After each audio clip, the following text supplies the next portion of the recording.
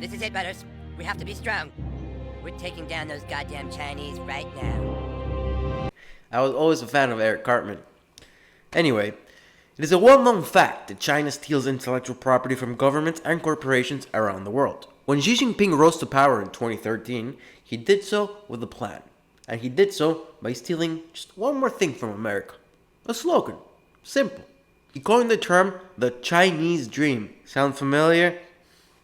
And he did so as he was laying out his plans to make China well off by 2021 and a great power by 2049. China has been rustling feathers all around the world, and in my opinion, Xi Jinping's plan to make China a great power by 2049 is well on their way. Let's get into it.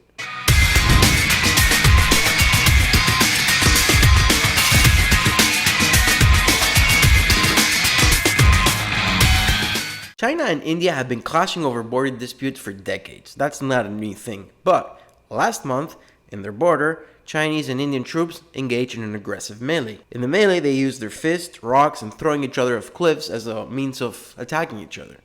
20 Indian soldiers died and 43 Chinese soldiers died, including an officer. Following the escalation between India and China, Pakistan, another country that borders India, has moved 20,000 troops to its border with India. This movement of troops may be the putting into action of a plan that many have feared for decades. This would be the Chinese-Pakistani pincer movement on India.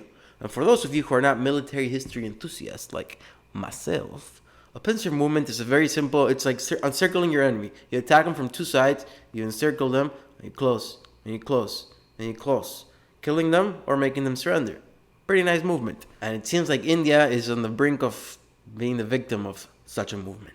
Now, Australia, being a Western nation, is no fan of bullying. Even that they have been neutral for longer than I've been alive, recently they have come out supporting India in the border dispute with China and potentially Pakistan. The official Australian stance on the matter is that they wish the status quo to remain. Additionally, Australia has been added to its military budget in an unprecedented manner, and they even went as far as buying intercontinental ballistic missiles with the capability of striking mainland China. This is because, in the words of Australia's Prime Minister, Scott Morrison, and I quote, "Australia must prepare for a more dangerous world and the rise of China."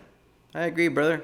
Alan DuPont, a university professor that has worked on Australian defense strategy and Asian security issues for decades, said, "It must now be crystal clear to Xi Jinping that Australia will not be charmed or cowed into obedience." Hey, I like this guy. The risk is that Beijing will decide to teach us a lesson, as it threatened to do so with India last month. The very same day Mr. DuPont wrote those words, the Global Times, a Chinese state-owned newspaper, warned darkly, "Australia has not learned the great lesson. If it still insists on going on the current path, the possibility that China will take strong countermeasures cannot be ruled out." They just love making threats, man. They love it. Another way that Xi Jinping has been quietly building towards world dominance by 2050 is by cornering the pharmaceutical market. Not only do a vast number of pharmaceuticals that civilians take come from China, the military depends on China as well. The pandemic has seriously put on blast the absurdity that the American military depends on China for pharmaceuticals. Who thought of that? One former central bank advisor suggested that China could curb its exports of antibiotics to America as a trade war tactic. We are at the mercy of others when it comes to computer chips, but we are the world's largest exporter of raw materials for vitamins and antibiotics. Lee Dayoku, a professor of economics at Shingo University, said in March 2019, "Should we reduce the exports, the medical system of some Western countries will not run well." What a delightful guy. What a delightful nation. Sensing the threat that comes from China controlling the pharmaceuticals that come to the United States, President Trump tapped Kodak, yes, Kodak, your favorite film and printer or whatever they do these days company, to start producing pharmaceuticals. So now Kodak is going to pivot into pharmaceuticals and will be one of hopefully many manufacturers that would start producing medicine in the United States so we don't have to depend on China.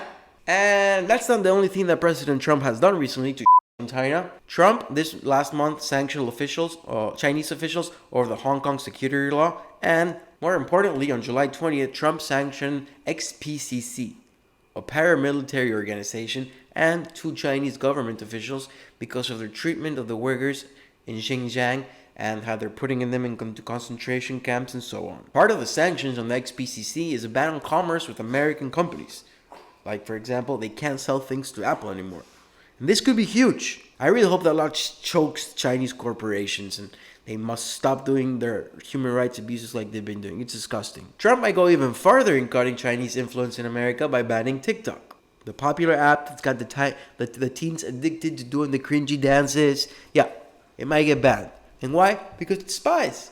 It spies mostly on American kids. And yes, you might say all the big corporations spy. Twitter, Facebook, YouTube. Oh, no, not YouTube. Sorry, not YouTube. So Twitter, Facebook, Instagram.